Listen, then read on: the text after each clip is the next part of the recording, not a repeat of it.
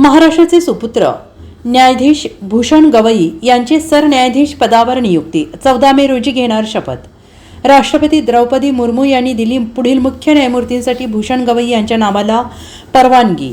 महाराष्ट्राचे सुपुत्र भूषण गवई यांची भारताचे 52वे सरन्यायाधीश म्हणून नियुक्ती करण्यात आलेली आहे. भूषण गवई हे 14 मे रोजी देशाचे पुढील न्यायमूर्ती म्हणून शपथ घेतील. विद्यमान सरन्यायाधीश न्यायमूर्ती संजीव खन्ना 13 मे रोजी निवृत्त होणार आहेत. न्यायमूर्ती भूषण गवई यांचा जन्म 24 नोव्हेंबर 1960 रोजी महाराष्ट्रातील अमरावती येथे झाला. भूषण गवई यांनी 16 मार्च 1985 रोजी वकिली सुरू केली.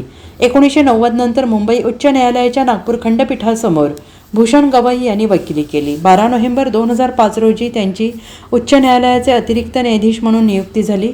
सर्वोच्च न्यायालयातील अनेक घटनात्मक खंडपीठांचा ते एक भाग होते, ज्यांनी ऐतिहासिक निकाल दिले आहेत. सर्वोच्च न्यायालयाच्या अधिकृत वेबसाईटनुसार न्यायमूर्ती भूषण रामकृष्ण गवई यांचा जन्म 24 नोव्हेंबर 1960 रोजी महाराष्ट्रातील अमरावती येथे झाला. त्यांनी 16 मार्च 1985 रोजी वकिली क्षेत्रात प्रवेश घेतला.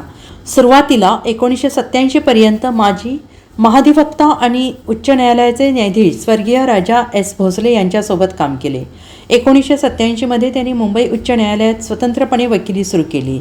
1990 मधून ते प्रामुख्यानं नागपूर खंडपीठासमोर हजर राहिले. भूषण गवई यांनी संविधानिक आणि प्रशासकीय कायद्यात विशेष तज्ज्ञता मिळवली आहे.